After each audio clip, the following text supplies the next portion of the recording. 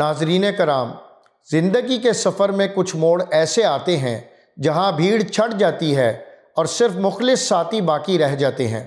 کیا آپ جانتے ہیں کہ وہ کون سا لمحہ ہوتا ہے جب کھرے اور کھوٹے کی پہچان ہوتی ہے؟ وہ لمحہ آزمائش کا لمحہ ہوتا ہے۔ رمضان المبارک کا مہینہ ہمارے سروں پر سایہ فگن ہونے والا ہے۔ اکثر لوگ اسے صرف ثواب کمانے کا موسم سمجھتے ہیں، لیکن حقیقت میں یہ ایک بہت بڑا امتحانی کیمپ ہے جہاں اللہ اپنے بندوں کو آزمانے جا رہا ہے۔ آج میں آپ کے سامنے قرآن کریم سے صرف ایک مثال رکھوں گا جو آپ کو سمجھا دے گی کہ رمضان کا یہ مہینہ ہم سے چاہتا کیا ہے۔ یہ قصہ حضرت طالوت اور ان کے لشکر کا ہے۔ جب وہ ایک بڑی مہم پر نکلے تو شدید پیاس اور تھکاوٹ کے عالم میں سامنے ایک دریا آ گیا۔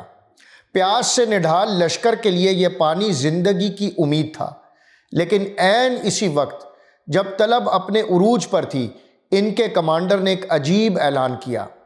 قرآن کریم اس منظر کو یوں بیان کرتا ہے: ایک دریا پر اللہ کی طرف سے تمہاری آزمائش ہونے والی ہے، جو اس کا پانی پیے گا وہ میرا ساتھی نہیں، میرا ساتھی صرف وہ ہے جو اس سے پیاس نہ بجھائے۔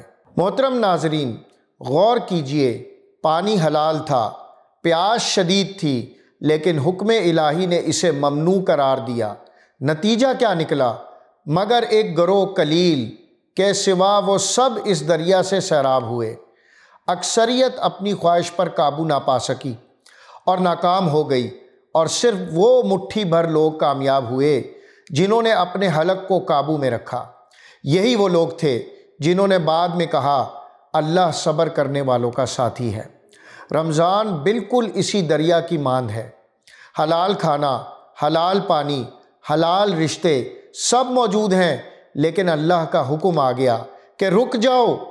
یہ مہینہ یہ دیکھنے کے لیے آ رہا ہے کہ ہم میں سے کون طالوت کے اس قلیل گروہ تھوڑے سے لوگوں میں شامل ہوتا ہے جو اپنی پیاس اور خواہش پر اللہ کے حکم کو ترجیح دیتے ہیں، اور کون ہے جو اس امتحان میں فیل ہو جاتا ہے۔ یہ بھوک اور پیاس بلا وجہ نہیں ہے، یہ وہ تربیت ہے جو ہمارے اندر تقویٰ پیدا کرتی ہے۔ جیسا کہ اللہ تعالیٰ نے فرمایا، اے لوگو جو ایمان لائے ہو، تم پر روزے فرض کر دیے گئے، اس سے توقع ہے کہ تم میں تقوی کی صفت پیدا ہوگی۔ تو آئیے فیصلہ کریں، کیا ہم اس رمضان میں اپنی خواہشات کے ہاتھوں شکست کھا جائیں گے، یا اپنے نفس کو قابو میں رکھ کر اللہ کے ان چنیدہ بندوں میں شامل ہو جائیں گے جن کے لیے کامیابی کی بشارت ہے۔ یاد رکھیے، اللہ صبر کرنے والوں کا ساتھ ہے۔